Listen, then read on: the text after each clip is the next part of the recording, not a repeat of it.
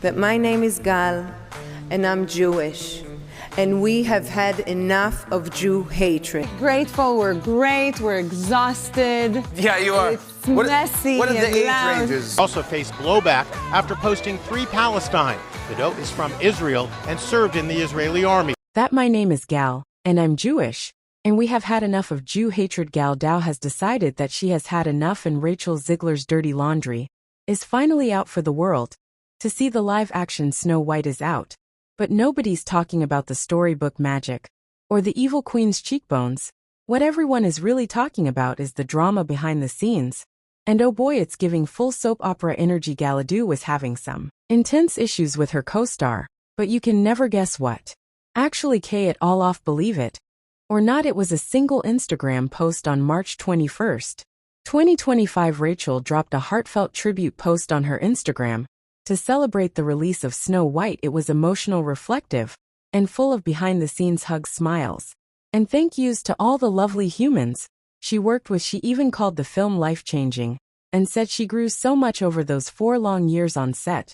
That's enough time to go from fresh-faced newcomer to red carpet regular.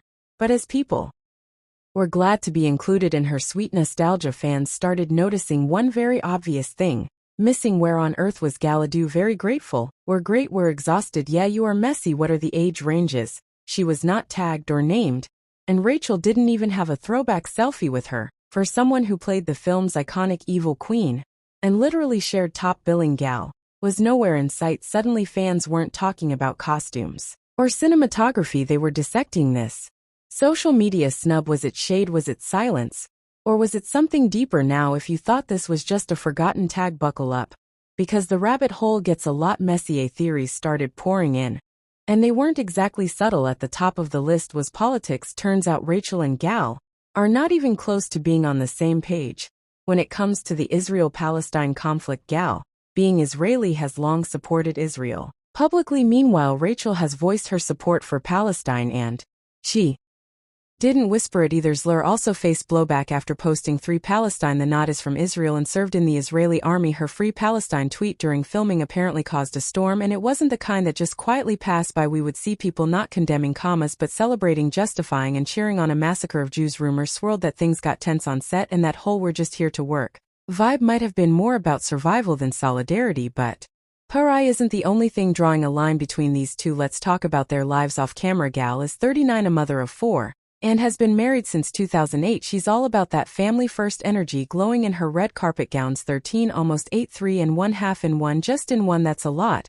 So we experience every hormone possible. Rachel, on the other hand, is 23, newly stepping into superstardom, still figuring out how to balance award shows with apartment hunting. When you leave the scene, I turned to the camera. I was like, Gal's mad, but then you were FaceTiming your kids right after, being like, hi, thank you so much, so good. These women are literally living in 2 different universes, and sometimes that gap can feel like a canyon. You're not going to find them swapping skincare tips in a trailer, at least not without a layer of polite awkwardness hanging in the air. But here's where it gets even juicier. Despite all the buzz and whispers, both actresses showed up together for the film's big Los Angeles premiere on March 15th, 2025, and yes, they posted side by side for the cameras, but the fans saw everything. The smiles were tight, the body language was stiff, and the sparkle in their eyes was definitely not from excitement. It was like watching 2 coworkers at an office party pretending to be besties for HR. Sure, they were professional but not very warm towards each other, and just like that, every red carpet photo became a clue in the ongoing mystery of, did Rachel and Gal actually hate working together? Then something shifted. Rachel tried to change the conversation in interviews. She started talking about how women in Hollywood are always pitted against each other, and how important it is to support fellow actresses. Those are some powerful words and a needed message, but she never actually mentioned Gal, so naturally fans started decoding her statement like it was a riddle. Was she throwing shade while pretending not to, or was she trying to say move on, there's nothing to see here, while Loki confirming that there was definitely something to see here? What would you say to those who are just kind of overly critiquing the film at this point? You've worked so hard on it getting on here. Now let's talk about how all of this really affected Disney, and here's a hint: things are not going well for those guys. You'd think they'd be basking in the glow of another billion-dollar box office smash, but nope, they were stuck in damage control mode with all this drama stealing headlines. The studio reportedly scaled down the premiere. There was no massive press junket and no glittering red carpet extravaganza, just a subtle rollout, almost like they were hoping nobody would ask too many questions, except everyone did add Rachel Gal tension into the mix. And suddenly Disney had a PR crisis bigger than anything they were prepared to handle. But wait, it doesn't end there, because on top of everything else, Disney has also been handling major backlash about their casting choices. She's talented, she's attractive, she's got skill. But there are a lot of actresses in Hollywood who bring all that to the table and are not going to absolutely sabotage your work. In June 2021, Disney revealed that Rachel Zegler will be our new Snow White. And at first it sounded great. She's young, wildly talented, her voice is practically born for musicals. Director Mark Webb couldn't stop gushing, calling her vocal abilities just the beginning of her gifts. He said she brought strength, intelligence, optimism, basically everything you'd want from a modern-day princess. But while the casting team may have been enchanted, not everyone was cheering. Every young person dreams about a phone call like that. I've been lucky to have a few of those in my life. But this one is certainly extra special as a huge Disney fan. Because here's the thing, Snow White, as the name not so subtly implies, has always been described as having skin as white as snow. It's literally the first thing people point to when talking about the character.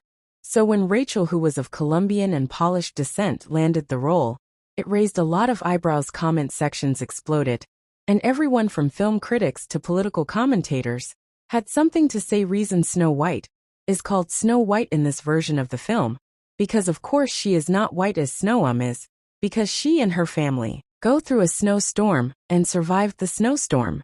And so it's a mark of her resilience. That's why she's called Snow White. Some people were thrilled about there finally being a Latina Disney princess, but others, especially on the conservative side, were not having it. Then Ben Shapiro jumped in, all guns blazing, insisting that casting a Latina actress as Snow White was straying too far from the story's original identity.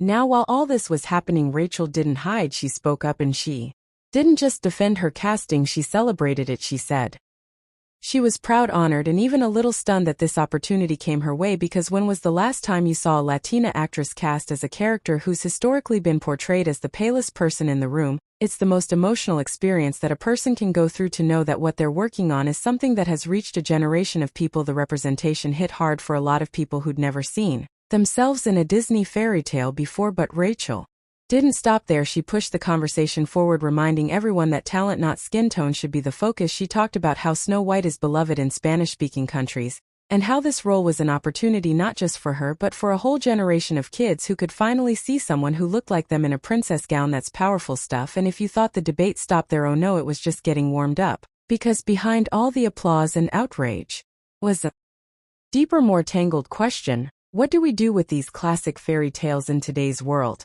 Are they untouchable, or can they grow with us? Disney clearly chose the latter. They didn't just cast Rachel, they rewrote the story too. In this version, Snow White isn't named after her complexion. I just mean that it's no longer 1937, and we absolutely wrote a Snow White.